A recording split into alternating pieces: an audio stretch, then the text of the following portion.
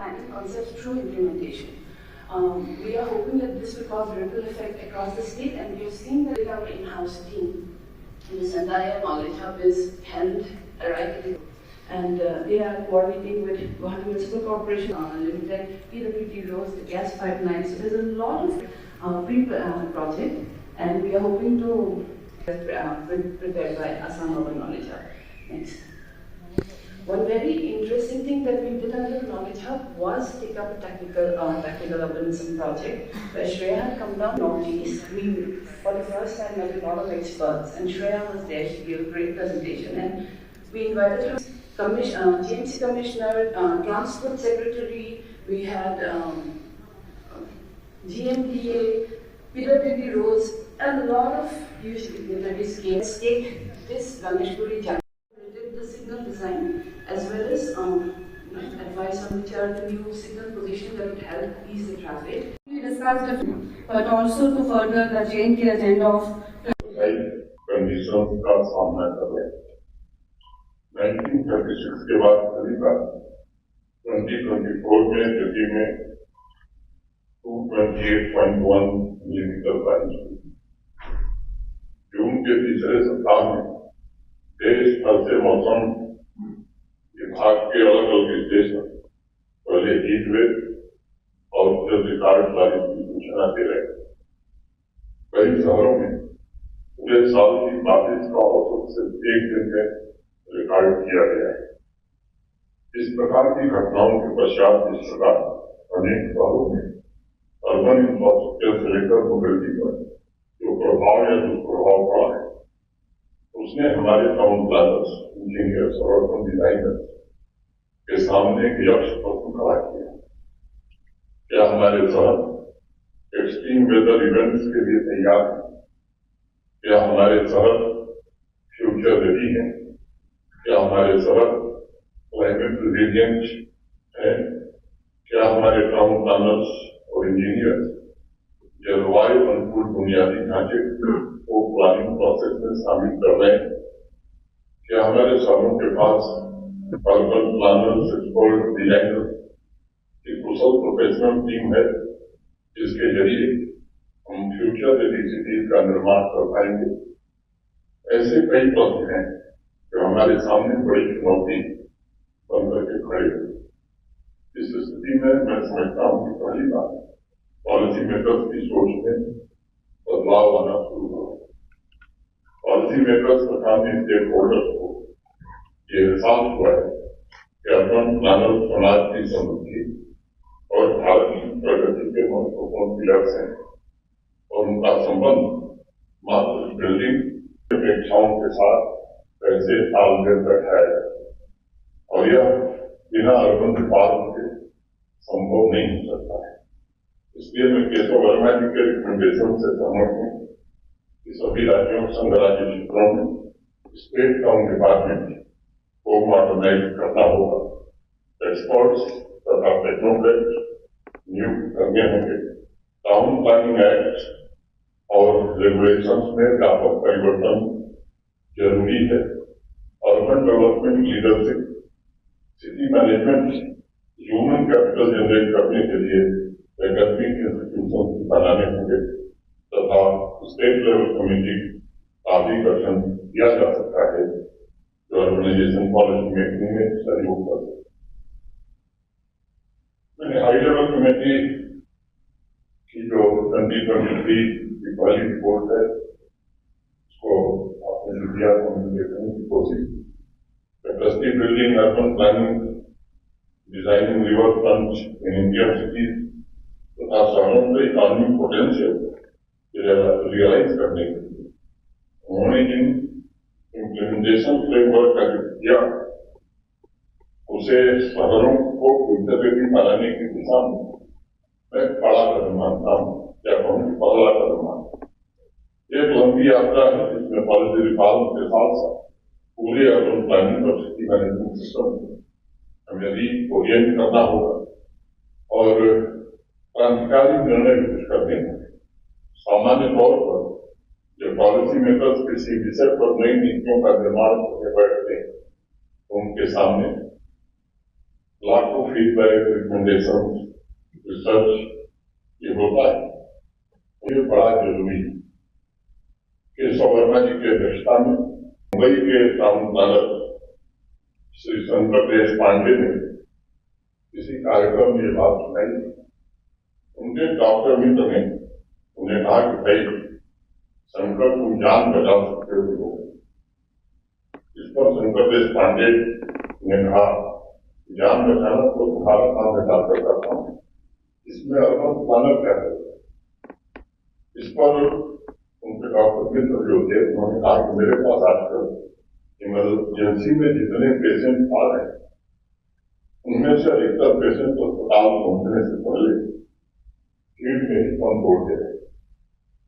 और अगर तुम्हारे जैसे अर्बन प्लानर चाहें तो वो अस्पताल जिंदा पहुंच सकते हैं और उनकी जान बचाने में हम कुछ मदद कर सकते हैं। देश पांडे जी ने वो किस्सा सुनाते हुए कहा था पहली बार उन्हें जीवन में अर्बन प्लानर होने का महत्व पता चला और उन्होंने अपनी टीम के साथ बैठकर मुंबई की व्यस्त सड़कों पर उस परिवर्तन को अंजाम देने की कोशिश की जिससे हजारों जीवन बचाए जा सके। देश पांडे जी के जीवन की असली कहानी इस बात को दर्शाती है कि शहरों के सिस्टम में मौजूद policy makers, decision makers, urban planners के प्रोफेशन को देखने का नजरिया निश्चित रूप से बदलना होगा। अर्बन प्लानर्स और अर्बन डिजाइनर्स को भी अब अपने दायित्वों का एहसास ये बड़ा जरूरी है। मैं समझता हूँ काफी हद तक इसकी शुरुआत भी हुई। माननीय प्रधानमंत्री जी के अर्बन जो नेशन और स्मार्ट सिटी अभियान के बाद शहरों के कॉमर्शियल, इंडस्ट्रियल, रेजिडेंशियल और पब्लिक स्पेस में उनके रोल को काफी प्रमुखता दी गई है। केशव वर्मा जी ने अपनी पहली रिपोर्ट अर्बन प्लानर्स के नए रिक्रूटमेंट रूल्स, नगर नियोजक स्कीम, अर्बन प्लानिंग इंस्टीट्यूट तथा all India urban planning services का भी जिक्र किया है।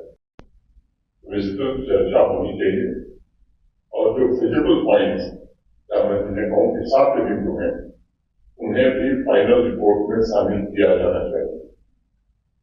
इसके अलावा मैं आज आप सभी के सामने अपनी समझ से कुछ बातें रखना चाहूंगा जो अर्बन डेवलपमेंट सेक्टर में चुनौती की तरह है और जिन्हें एड्रेस करके ही हम फ्यूचर रेडी सिटी निर्मित कर सकते हैं तथा सभी नागरिकों की क्वालिटी लिविंग हम सुनिश्चित कर सकते हैं और हमें सस्टेनेबल अर्बनिज्म के लक्ष्य को प्राप्त करने का भरपूर प्रयत्न करना होगा। High level committee on urban planning की पहली रिपोर्ट में रिवर फ्रंट और उससे जुड़े वैल्यू क्रिएशन और इकोनॉमिक डेवलपमेंट पर चर्चा हुई। मैं श्रीनगर और जम्मू शहर के थोड़े बहुत अपने अनुभव के आधार पर कर सकता हूँ। अनेक ऐसे शहर हैं जो हजारों वर्ष सांस्कृतिक विरासत को लेकर चल रहे हैं। वहाँ रिवर फ्रंट की प्लानिंग और डिजाइनिंग का सिर्फ पब्लिक इंटरटेनमेंट के दृष्टिकोण से नहीं देखा जा सकता बल्कि उन्हें शहर के व्यापक सर्व समावेशी अर्बन क्वालिटी विजुअल अपील को ध्यान में रखते हुए हमें डेवलप करना होगा। और इस दृष्टिकोण से मैं कह सकता हूँ जैसा वर्मा जी ने कहा कि श्रीनगर निश्चित रूप से एक अच्छे मॉडल के रूप में उभर करके देश के सामने आया। दूसरी बात मैं आपके ध्यान में लाना चाहूंगा अनप्रेडिक्टेबल वेदर पैटर्न, चाहे वो हीट वेव हो, बारिश हो या स्नोफॉल, उसे अर्बन प्लानिंग और डिजाइनिंग में कैसे हम शामिल कर सकते हैं। इसके लिए जरूरी है कि अर्बन डेवलपमेंट पॉलिसी में शहरों तथा वाटर बॉडीज के संबंध को पुनः हमें प्रगाढ़ बनाना होगा। ग्लोबल वार्मिंग और एक्सट्रीम वेदर इवेंट्स की वजह से आप वाटर बॉडीज को इकोनॉमी और ईज ऑफ लिविंग का मुख्य कैटलिस्ट माना जा रहा है।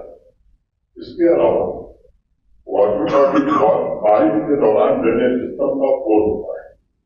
विश्व के अनेक बड़े शहर जहाँ लेक और वाटर बॉडीज समय के साथ लुप्त हो गई, वहां नए सिरे से उन्हें डेवलप करने तथा कमर्शियल बाजार लेक और वाटर बॉडीज को शहर की अर्थव्यवस्था के मुख्य हिस्से के रूप में डेवलप करने की कोशिश हो रही है।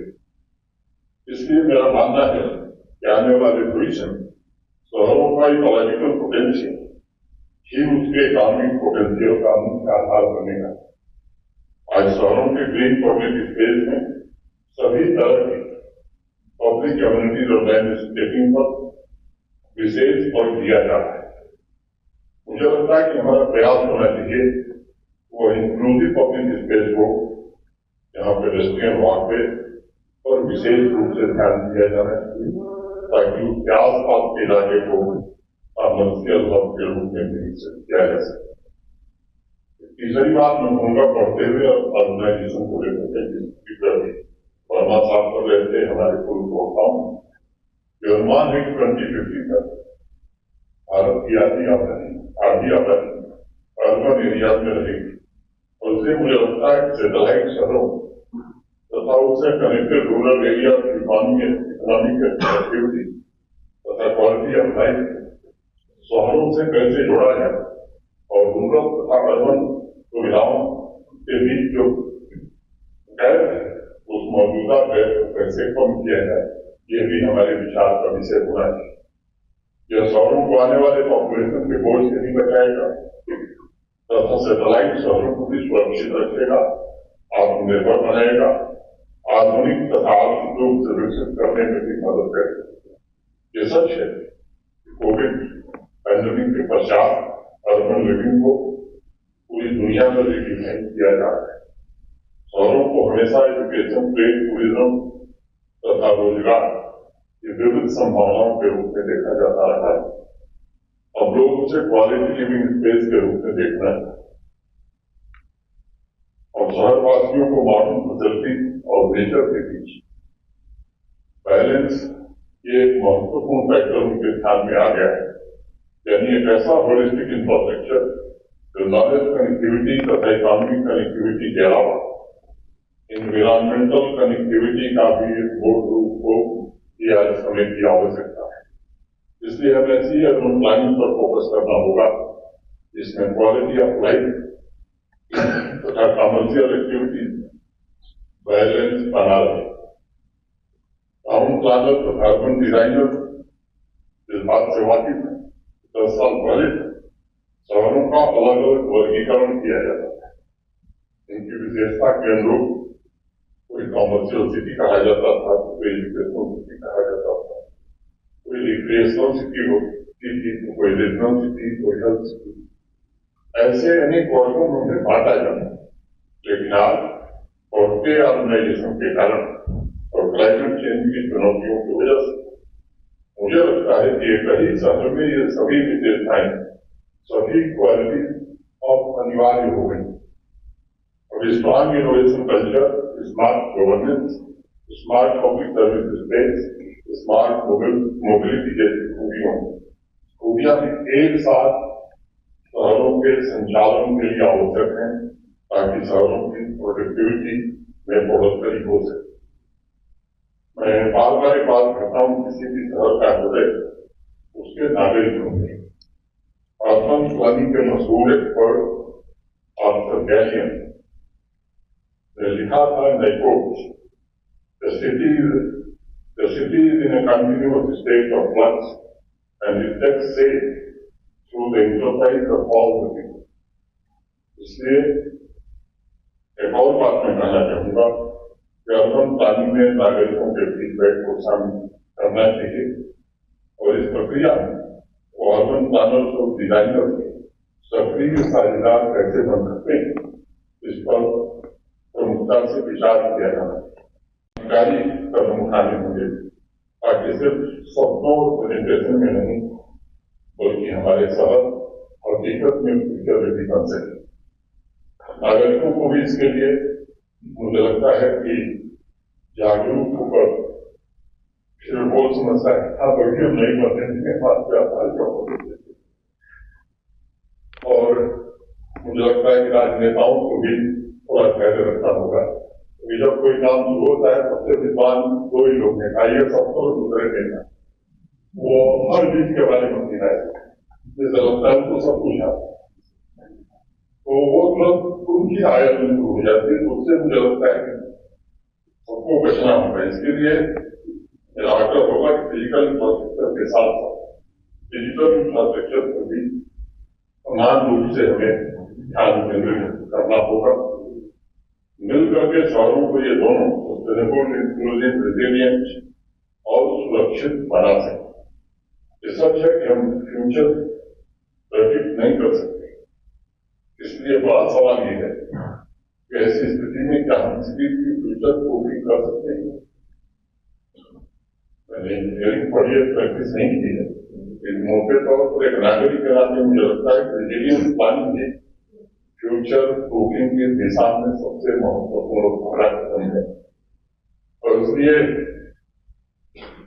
मैं कहना चाहूंगा कि क्रांतिकारी ट्रांसफॉर्मेशन के द्वारा सिटी मैनेजमेंट के रिस्पॉन्स सिस्टम को हमें बहुत सशक्त और मजबूत बनाना होगा ताकि इंटरकनेक्टेड चुनौतियों जल्दी से और दृढ़तापूर्वक सामना किया जा सके। एक और बात मैं कहूंगा, फ्यूचर मोबिलिटी को ध्यान में रखते हुए हमें आने वाले समय में मल्टी मॉडल इंटीग्रेटेड ट्रांसपोर्टेशन में विशेष रूप से इन्वेस्ट करना हो। पॉलिसी मेकिंग की पुरानी कहावत है कि अगर प्लानिंग सही है तो भविष्य में आप करोड़ों रुपए बचा सकते हैं। और इसलिए मुझे लगता है कि connectivity, technical infrastructure, green infrastructure, communication infrastructure, environment protection, public service, ये 6 पहलू ऐसे हैं जिन्हें हमें ध्यान से विचार करना होगा। आने वाले 2 दिनों मुझे विश्वास है 2 दिन से श्रीनगर कॉन्क्लेव में सुविधाओं तथा उनसे जुड़े रिलेवेंट विषयों पर आप सब विचार करेंगे।